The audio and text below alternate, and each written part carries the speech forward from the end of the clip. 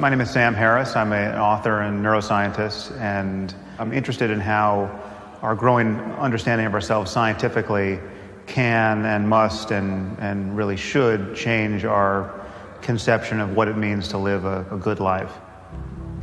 Gratifying desires in a starkly materialistic way is really an interesting phenomenon. You have this thing that you were obsessed about, but then the new version comes out, which is new and improved in a dozen ways. When it comes to the newest, hottest, most crave-worthy status symbols, you can bet customers will wait long hours to snag one. And now you no longer care about the one you have. In fact, the one you have is a source of dissatisfaction. I think we're confused about what's going to make us happy. Many people think that material possessions are really at the center of the bullseye, and they expect that gratifying each desire as it arises will somehow summate into a satisfying life.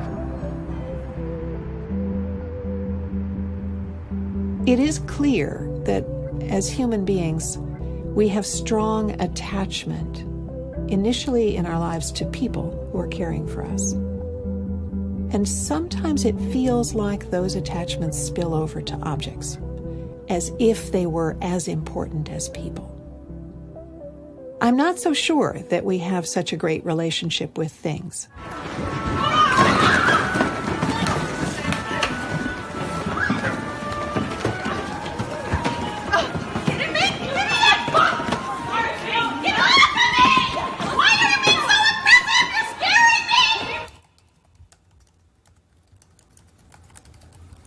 I was talking to the author and sociologist Julie Shore, and I said, the problem with our society is that we're too materialist.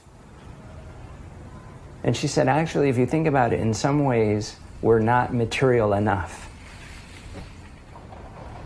We are too materialistic in the everyday sense of the word, and we are not at all materialistic enough in the true sense of the word. We need to be true materialists, like really care about the materiality of goods. Instead, we're in a world in which material goods are so important for their symbolic meaning, what they do to position us in a status system based on what advertising or marketing says they're about.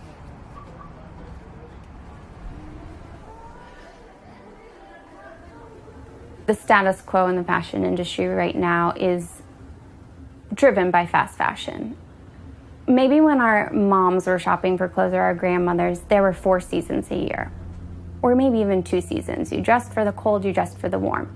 Now we work in a cycle of 52 seasons per year.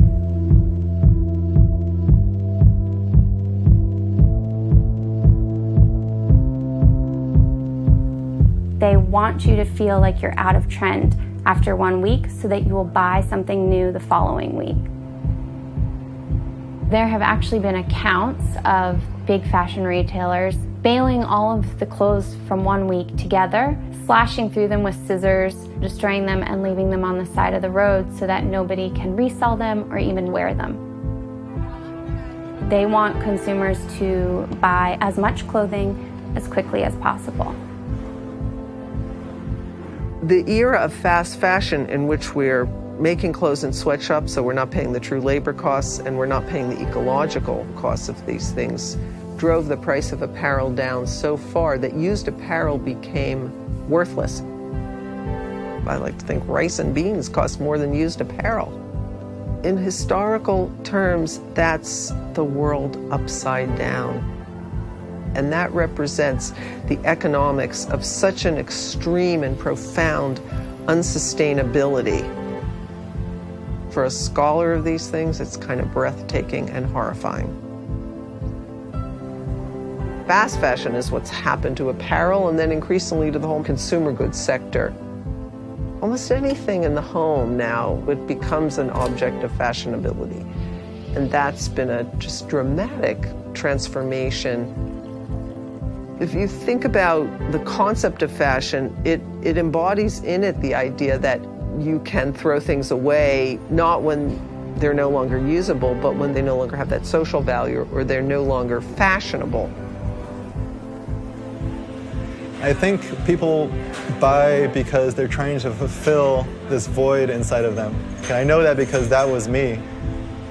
But no matter how much stuff we buy and how many different fads that we try, we don't become a more whole person. We keep looking. This hunger never gets fulfilled.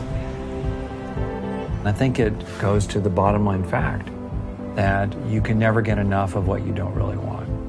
In other words, deep down, we don't really want more goodies, more toys, more cars. We want what they will bring us. We want to feel whole. We want to feel content. This mindless consumption, this same thing that's not making us happy is also causing the degradation of our habitat. We can afford to have 350 parts per million of carbon dioxide in the atmosphere. We're closing in on 400 parts per million. It's caused by the burning of oil, of natural gas, of coal, of all the fuels that we use to power our consumer economy, to power the making of crap that we don't need. This is real, and we really have to do something about it. We're not going to ever be able to achieve the environmental gains that we're seeking while still expecting our lives to be the same. We're going to have to give up a lot.